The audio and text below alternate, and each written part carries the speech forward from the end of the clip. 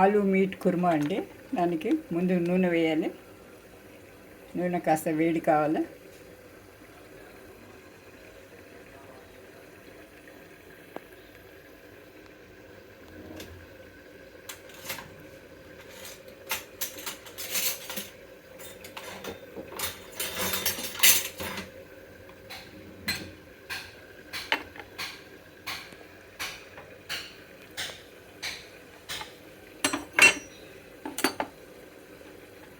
ముందుగా దాల్చిని లవంగాలు వేయాలండి.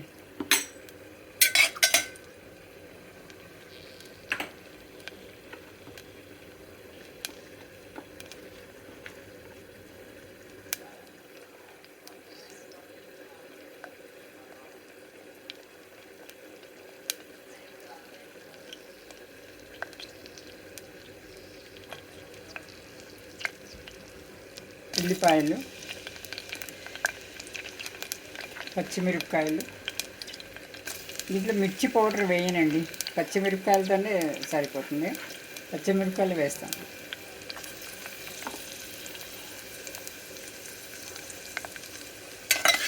వేయాలండి.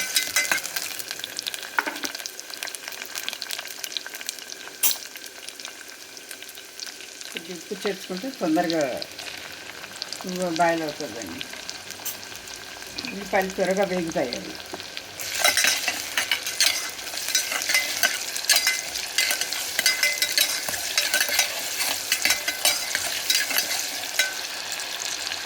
కిచెన్లో ఏ వేస్ట్ అయినా కూడా తొక్కలు, కాయగూర తొక్కలు, ఆకుకూర వచ్చిన వేస్ట్ అంతా ప్రతిదీ నేను ఎండబెట్టి చెట్లకు వేస్తానండి. ప్రతి చెట్టు నాటే ముందర పాదులు తీసి ఈ ఎండిన ఎరువు కిచెన్ వేస్ట్ తీసి కంపోస్ట్గా చేయడానికి చేస్తానండి. అలాగా మొక్కలు బాగా ఏపుగా పెరుగుతాయి, ఫలసాయం కూడా బాగుంటుందండి.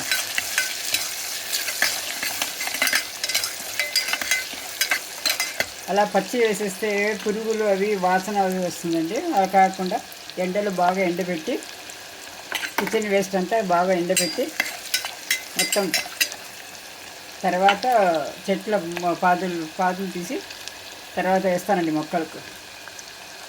ఓ వారంలో 10 రోజుల్లో కంపోస్ట్గా తయారైపోతుందండి. అది మంచి ఎరువుగా వస్తుందండి. ఇదేనండి, వేరే ఎరువులు వేయనండి. ఇది రసాయనిక ఎరువులు ఏమాత్రం వాడినండి నేను కిచెన్ వేస్ట్లో.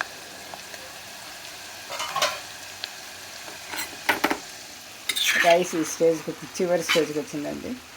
ఇప్పుడు ఇచ్చేసి సిమ్ చేసి దమ్ ఇవ్వడమే. ఒక 2 నిమిషాల్లో దమ్ అయిపోతుందండి. Pulao ready, bagara rice.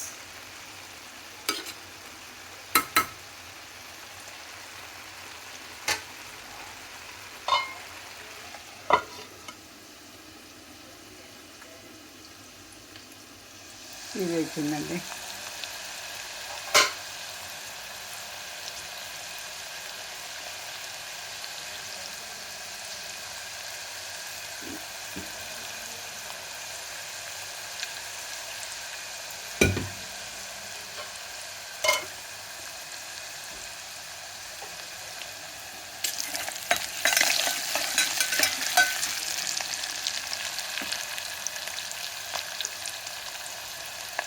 ఉల్లిపాయలు వేగాయండి. అల్లం వెల్లుల్లి పేస్ట్ వేయాలి. ఈ పచ్చివాసన పోయే వరకు వేగించాలండి.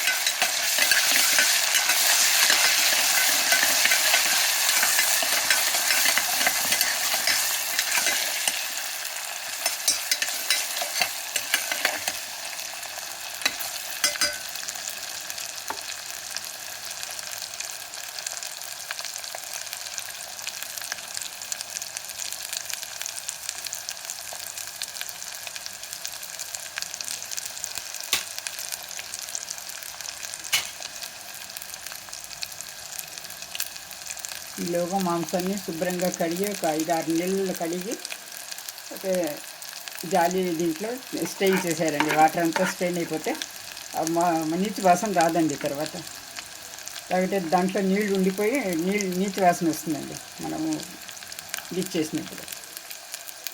అందుకే స్ట్రెయిన్ చేసేయాలి. కడిగిన తర్వాత 4-5 నీళ్ళల్లో కడిగిన తర్వాత స్ట్రెయిన్ చేసేయాలి. నీళ్ళు ఏమి ఉండకూడదు.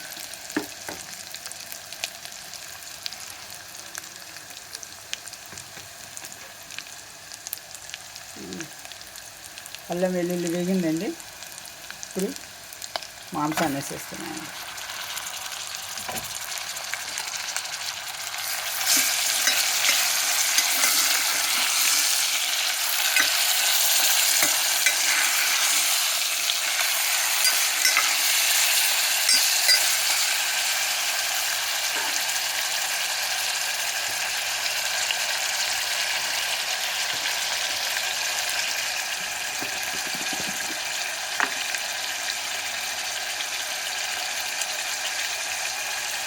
పసుపు వేసుకోవాలండి.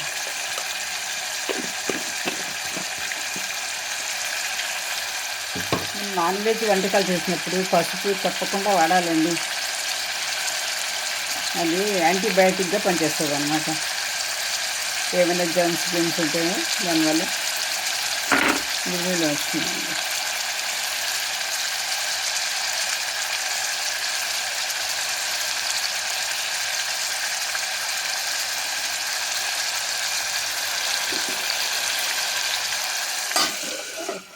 ఒక 5 నిమిషాలు మూత పెట్టాలండి. మాంసంలో ఉన్న నీళ్ళంతా బయట వచ్చి అంతా ఆవరయ్యే వరకు ఒక 5 నిమిషాలు ఉడకనివ్వాలండి. అలాగా తర్వాత చూపిస్తాను.